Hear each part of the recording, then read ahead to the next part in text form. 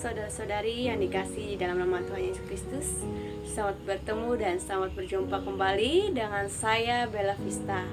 Saya dari jurusan Teologi Kristen, sekarang menduduki semester 5 di bangku kuliah. Pada hari ini saya sangat bersyukur sekali karena kita masih diberikan kesempatan jiwa rohani kita boleh dibangunkan oleh Tuhan untuk bersama-sama kembali mendengarkan tentang kebenaran firman Tuhan yang dimana nanti akan saya sampaikan pada hari ini. Baik saudara-saudari, yang menjadi topik dalam perenungan firman Tuhan kita pada hari ini yaitu berjudul tentang ada skenario besar Tuhan di dalam diri kita dengan di bawah tema ketaatan umat manusia di hadapan Allah. Di sini saya akan mengangkat cerita dari seorang tokoh Alkitab yang bernama Yunus. Saudara-saudari yang dikasihi di dalam nama Tuhan Yesus Kristus, pada waktu kecil saya sangat gemar dan senang sekali menonton film. Dimana film yang sangat saya suka tonton itu adalah film yang bergenre fantasi.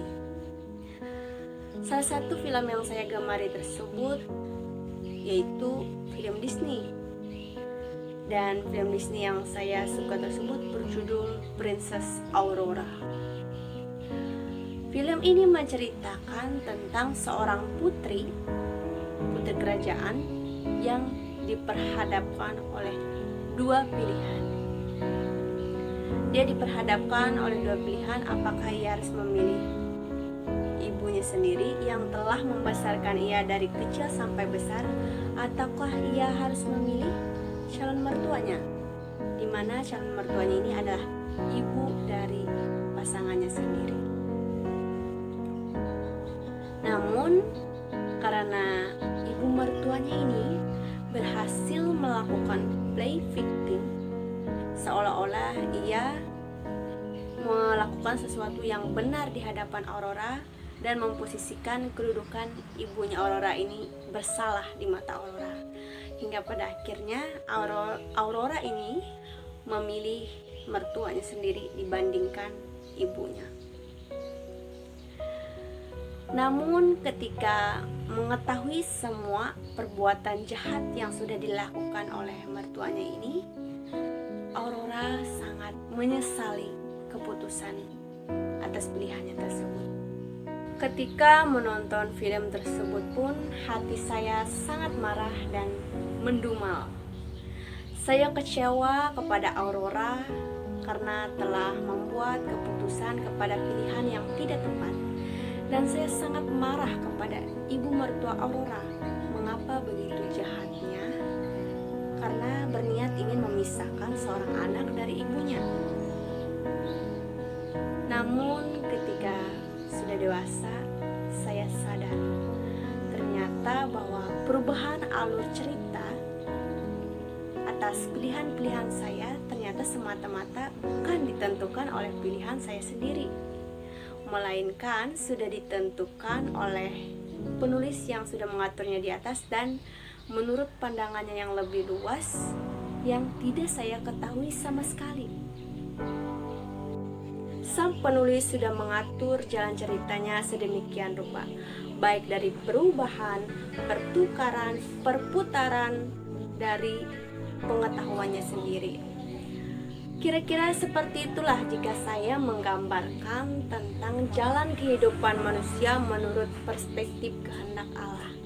Sebab Allah itu Maha Tahu, Ia Maha Kuasa, Ialah yang menentukan cerita hidup manusia ini dari awal, pertengahan, sampai berakhirnya nanti, karena Ia sudah mengetahui segalanya.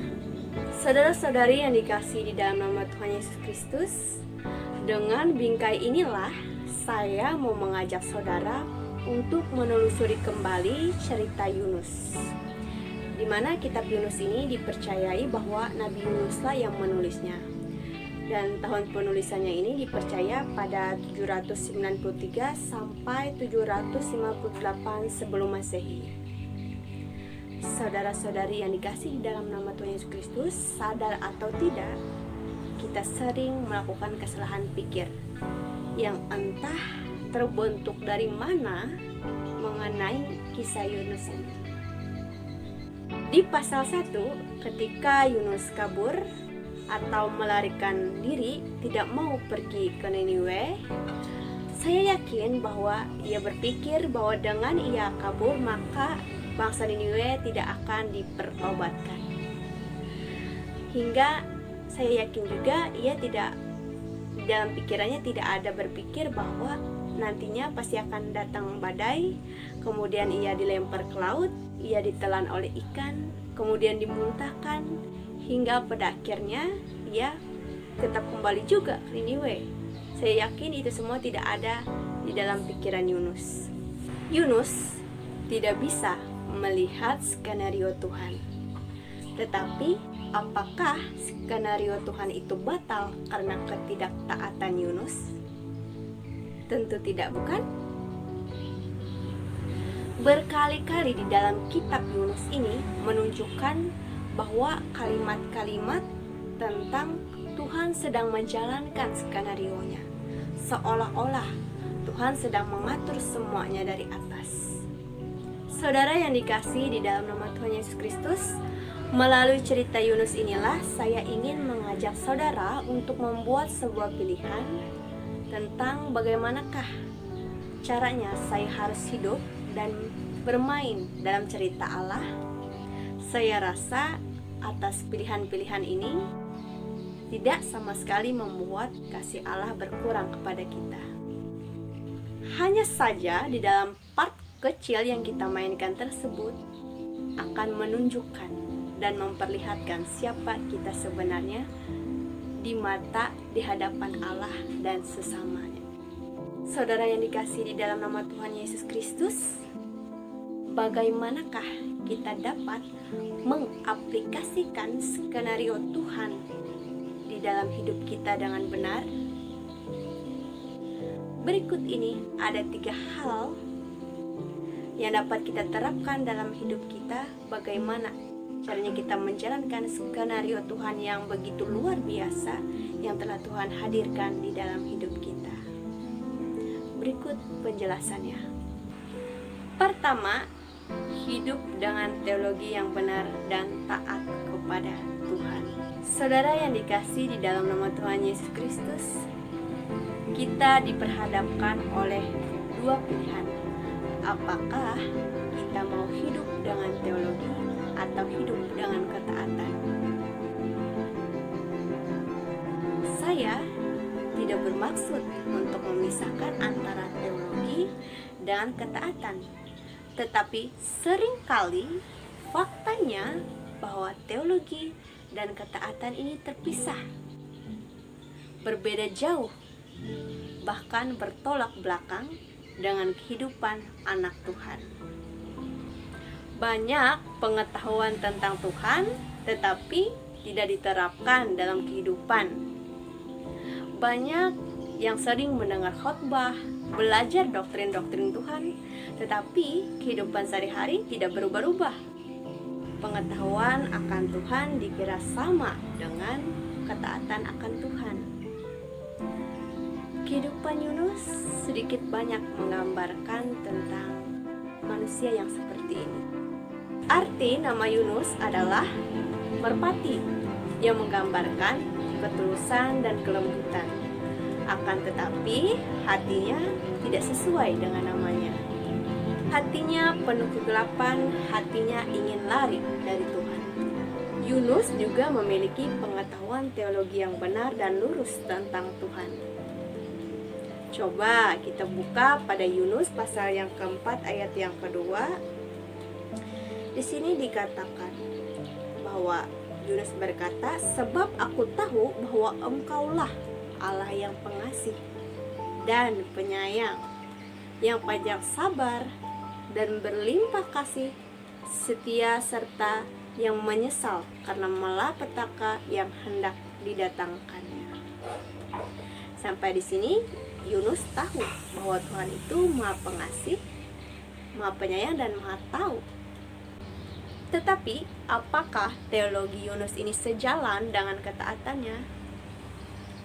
Tidak. Justru dengan pengetahuan Yunus menjadi marah. Ia tidak mau pergi ke Niniwe. Ia pun juga tidak mau mengampuni bangsa Niniwe. Ibaratkan zaman sekarang seperti seorang pendeta yang tidak mau menerima orang jahat untuk masuk ke gereja. Saudara yang dikasihi dalam nama Tuhan Yesus Kristus, poin yang terpenting yang perlu kita tekankan adalah bahwa tidak cukup kita hanya hidup untuk memiliki teologi pengetahuan yang benar, yang banyak saja tentang Tuhan, akan tetapi kita pun harus memiliki ketaatan kepada Allah. Saudara yang dikasihi di dalam nama Tuhan Yesus Kristus, yang kedua, hiduplah sesuai dengan agenda Tuhan. Kita diperhadapkan oleh dua pilihan. Apakah hidup sesuai dengan agenda Tuhan? Apakah hidup sesuai dengan agenda diri kita sendiri?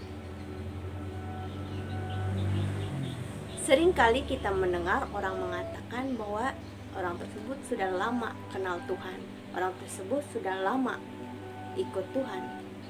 Tapi ketika kita sudah mulai masuk ke dalam topik kehidupan pribadinya, maka di sana kita akan menemukan semuanya bukan lagi tentang Tuhan, tetapi justru tentang dirinya sendiri.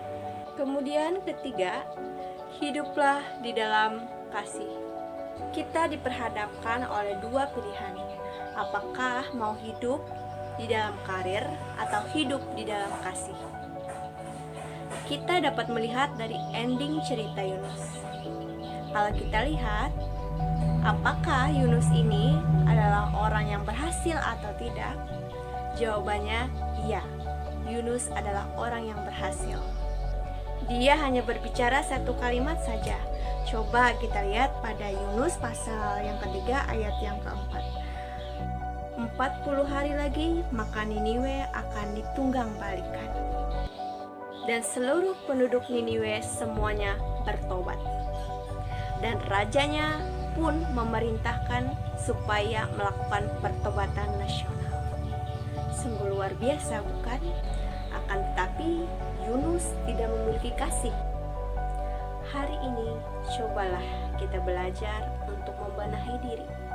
Bagaimanakah seharusnya kita ini layak melakukan segala sesuatu menurut kehendak Allah. Saudara yang dikasihi di dalam nama Tuhan Yesus Kristus, yang menjadi kesimpulan kita pada hari ini adalah bahwa Tuhan sudah menuliskan skenario besarnya di dalam hidup kita. Rencana dan kasih Allah tidak bergantung kepada keputusan-keputusan dan pilihan-pilihan kita. Tuhan pun sudah membuktikan bahwa begitu besarnya kasih-Nya yang Ia nyatakan ke dalam diri kita, bahkan jauh sebelum kita taat kepada Dia. Sekalipun hari ini kita salah jalan, saya yakin Tuhan tetap mengasihi kita, dan Ia tidak akan pernah melepaskan kita dari genggaman tangannya yang begitu erat memegang kita. Baik saudara-saudari yang dikasihi di dalam nama Tuhan Yesus Kristus, itulah kebenaran firman Tuhan yang dapat saya sampaikan pada hari ini, yang saya angkat dari cerita Nabi Yunus. Saya harap saya dapat melayani saudara kembali di lain kesempatan, dan apa yang saya sampaikan juga dapat bermanfaat bagi kehidupan saudara-saudari. Terima kasih, Tuhan Yesus memberkati. Salam.